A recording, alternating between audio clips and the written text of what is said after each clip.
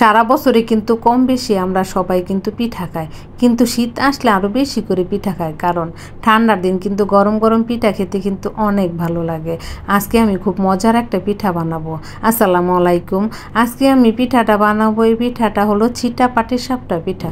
কথাটা শুনে মনে হচ্ছে যে এটা আবার কেমন পিঠা। আমার যদি এই ফুল ভিডিওর সাথে আপনারা ধৈর্য সহকারে দেখেন তাহলে বুঝতে পারবেন যে এত সহজভাবে এত সুন্দর মজার একটা পিঠা বানানো যায়। আজকে আমি এই পিঠাটা বানানোর জন্য প্রথমে দুধটাকে এখানে 1 লিটার দুধ আমি হাফ লিটারে জাল করে নিয়েছি। দুধ যত বেশি জাল করে ঘন করা যায় তত কিন্তু বেশি মজা হয়। এখন আমি এই পিঠার ভিতরে যে খিরসাটা আছে এটা বানানোর জন্য আজকে আমি ভিতরে খিরসাটা বানাবো পাটালি গুড় দিয়ে। প্রথমে আমি এই গুড়টাকে ভেঙে এরকম আস্তে আস্তে দিয়ে নিয়ে ওদিক দিয়ে দুধটাকে জাল করতে থাকি, আর এদিক দিয়ে আরেকটা সুন্দর একটা জিনিস বানাবো। সেটা হলো একটা ভিতরে আমি পুর যে বানাবো এটা ঘনত্ব বাড়ানোর জন্য আমি এখানে একটু পানি নিয়েছি একটা বাটির মধ্যে, আর আতপ চাউলের গুঁড়ি দিয়ে দিব 3 চামচের মতো। আতপ চাউলের গুঁড়ি দিয়ে সুন্দর করে ভালো করে গুলে নিয়েছি। আর এদিক দিয়ে দুধটা জাল হতে হতে দেখেন আরও ঘন হয়ে গেছে। আরও ঘন করার জন্য আমি যে গোলাটা গুলে নিয়েছি এখন এর মধ্যে দিয়ে দিব। দিয়ে কিন্তু অনবরত নাড়তে থাকবো। যদি নাড়তে না থাকে তাহলে নিচে কিন্তু লেগে যাবে, আর এটা কিন্তু যখন নিচে লেগে যায় তখন কিন্তু পোড়া পোড়া একটা গন্ধ বের হয়, তখন কিন্তু খেতে ভালো লাগবে না। এর জন্য একটু সাবধানে একটু ধৈর্য সহকারে এই যখন আপনি খিসাটা বানাবেন তখন কিন্তু খুব কাছে থেকে অনবরত নেড়ে চেড়ে সুন্দর করে আপনি এই খিসাটাকে বানিয়ে নেবেন। আমার কিন্তু দেখেন খিসাটা সুন্দর হয়ে কিন্তু জাল হয়ে গেছে। এখন কিন্তু আমি নামিয়ে ফেলবো, কারণ নামানোর পরে যখন ঠান্ডা হয়ে যাবে তখন কিন্তু সুন্দর হয়ে শক্ত হয়ে যাবে। আর এটা কিন্তু ঠান্ডা হলে তারপরে কিন্তু পিঠার ভিতরে দিবেন। আর এটা যদি গরম গরম দিতে যান তাহলে কিন্তু এই পুরটা কিন্তু পিঠার ভিতর থেকে বের হয়ে যাবে। এর জন্য আমি একটা প্লেটের মধ্যে সবটুকু খিসা নামিয়ে নিব, নিয়ে তারপরে এটা ফ্যানের নিচে রেখে দিয়ে ঠান্ডা করে নিব। ঠান্ডা হয়ে গেলে তারপরেই কিন্তু আমি এই খিসাটা কিন্তু পিঠার ভিতরে দিব। এভাবে কিন্তু দেখেন এটা কিন্তু ঠান্ডা হওয়ার পরে সুন্দর হয়ে সেট হয়ে যাবে।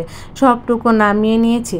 এই খিসাটা খেতে যে এত মজা লাগে, এটা কিন্তু রুটি দিয়েও খেতে খুব ভালো লাগে, কারণ দুধের জিনিস তো, দুধের জিনিস কিন্তু এমনি খেতে ভালো লাগে। আমি হাতে নিয়ে এমনি কিন্তু অনেকটুকু খেয়ে ফেলেছি। আর এই পিঠাটা বানাবো আজকে আমি কোনো প্রকার চাউলও লাগবে না, কোনো চাউলের গুঁড়িও লাগবে না, কারণ আজকে আমি বানাবো শুধু সুজি দিয়ে। 1 কাপ পরিমাণে সুজি নিব। আর এই সুজির মধ্যে আমি সুজিটাকে ভিজিয়ে রাখবো জানেন কি দিয়ে? দুধ দিয়ে। এখানে আমি দুধটা বেশি ব্যবহার করছি। দুধ দিয়ে যে কোনো খাবার বানালে কিন্তু খুব মজা হয়। এখন 1 কাপ পরিমাণে দুধ এর মধ্যে দিয়ে নিয়েছি। এখন আমি চামচ দিয়ে নেড়ে চেড়ে দেখবো, আরও যদি লাগে তারপরে আবার দিয়ে নিব। এখন কিন্তু আমি এই সুজির মধ্যে কিন্তু আমি সামান্য পরিমাণে লবণ দিব। মিষ্টিজনিত খাবারের মধ্যে একটুখানি লবণ দিলে কিন্তু খেতে বেশ ভালো লাগে।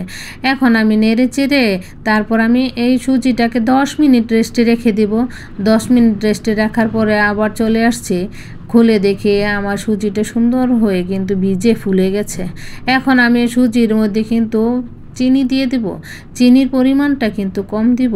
এটা মিষ্টিটা আমি কিন্তু যে পুরটা বানিয়েছি ওটার মধ্যে কিন্তু বেশি করে মিষ্টি দিয়ে নিয়েছি। এর জন্য আমি যে ব্যাটারটা বানাবো এই ব্যাটার মধ্যে কিন্তু কম পরিমাণে দিব, তাহলে বেশি যদি মিষ্টি হয় আমার কাছে অত বেশি মিষ্টি খেতে ভালো লাগে না। এর জন্য আমি চিনির পরিমাণটা আমি ডোয়ের মধ্যে কম দিয়ে নিয়েছি। এখন আমি এই সুজিটাকে আমি ব্লেন্ড করে নেব। একটা জগের মধ্যে আমি সম্পূর্ণ সুজিটাকে দিয়ে দিব। দিয়ে তারপর এখন ব্লেন্ডার জগে দিয়ে সুন্দর করে ব্লেন্ড করে সাইডে রেখে দেব। আর এই চিটে পিঠাটা বানানোর জন্য আমি একটা 7 আপের মুখা নিয়েছি। এমন একটা মুখা দিয়ে আমি ফুটা করেছি। এটা কিভাবে ফুটা করেছি? একটা লোহার এটা আমি গরম করে তারপরে এরকম ফুটা করে নিয়েছি। আর এরকম একটা বোতলের মধ্যে আমি সম্পূর্ণ সুজি ডোটাকে ঢেলে দিব। এটা কিন্তু হাতেও বানানো যায়, কিন্তু আজকে আমি হাত দিয়ে বানাবো না। আমি চিটা পিঠাটাকে বোতল দিয়ে বানাবো। এখন একটা প্যানের মধ্যে হালকা গরম করে নিয়েছি, বেশি গরম করার দরকার নাই। হালকা গরম করার পরে আমি একটু তেল দিয়ে দিব। তেল যদি না দিয়ে বানান, আবার যদি বাটার কিংবা ঘি দিয়ে বানান তাহলে কিন্তু খেতে আরও বেশি মজা হবে। এখন হালকা যখন গরম হয়ে আসবে উপর দিয়ে আমি এমন বোতল দিয়ে ছিটিয়ে দিব। যে এমন ইচ্ছা তেমন করে আপনি দিতে পারবেন। এটা আপনার সম্পূর্ণ আপনার উপর নির্ভর করে। সৌন্দর্যের জন্য যদি মনে করেন আরও অন্যভাবে দেবেন তাও দিতে পারেন। আমি এইভাবে দিয়ে নিচ্ছি। আমার কিন্তু প্রথম 2টা পিঠা অত বেশি সুন্দর হয় নাই, পরে কিন্তু খুবই সুন্দর হয়েছে পিঠাগুলো। এটা হলো আমার প্রথম পিঠা, এর জন্য এরকম হয়েছে। আর ওদিক দিয়ে খিসাটা দেখেন কত সুন্দর হয়ে শক্ত হয়ে গেছে। যদি নরম থাকতো তাহলে ভিতরে দিলেই কিন্তু বের হয়ে যেত। এখন আমি আমার পিঠাটা কিন্তু হয়ে গেছে। এখন মাঝখানে দিয়ে সুন্দর করে উল্টে পাল্টে দেখেন বাস করে নিচ্ছি, কত সুন্দর হয়ে উঠে গেছে। আমি এই প্যান দিয়ে কিন্তু শুধু এই পাটিসাপটা পিঠা বানাই। আমি কিন্তু সারা বছরে কিন্তু এই পাটিসাপটা পিঠাটাকে বানিয়ে খাই। এই পিঠাটা আমারও খেতে ভালো লাগে এবং আমার ফ্যামিলির সবাই কিন্তু এই পিঠাটাই সবচেয়ে বেশি পছন্দ করে। আমি কিন্তু অন্য সব পিঠার চাইতে আমি এই পাটিসাপটা পিঠাটাকে কয়েকদিন পর পরে বানিয়ে তারপরে খাই। আমার যখন ইচ্ছা হয় তখনই আমি এই পিঠাটা বানাই। আমার কাছে এত ভালো লাগে এই পিঠাটা। আজকে আমি অন্যরকম করে বানাচ্ছি ছিটা পিঠা, কারণ এই পিঠাটা এইভাবে কখনো কেউ বানায় না। আজকে আমি প্রথমে এইভাবে বানাচ্ছি। দেখেন, দেখতেও কিন্তু মাশাআল্লাহ অনেক সুন্দর হয়েছে। এটা হলো দ্বিতীয় পিঠা। আপনার যেভাবে ইচ্ছে সেইভাবে আপনি ছিটিয়ে দিতে পারেন। হাত দিয়ে হলো ছিটিয়ে দিতে পারেন, বোতল দিয়েও কিন্তু দেওয়া যায়। তাহলে আমি কষ্ট করে কেন হাত দিয়ে ছিটাতে যাবো, এর জন্য আমি বোতলটাকে এমন ফুটো করে নিয়ে তারপরে বানিয়েছি। দেখেন পরের পিঠাগুলো আমার কত সুন্দর হয়েছে। একে একে আমি এক কাপ আমি সুজি দিয়ে অনেকগুলো পিঠা হয়েছে। একে একে আমি সবগুলো পিঠা বানিয়ে তারপরে নামিয়ে নিয়েছি। এমন পিঠা যদি বানিয়ে আপনার প্রিয়জনকে খাওয়াতে পারেন, সে কিন্তু মুগ্ধ হয়ে যাবে। আর এরকম পিঠা খেয়ে আপনার কাছ থেকে কিন্তু চাইবে যে কীভাবে আপনি পিঠাটাকে বানিয়েছেন।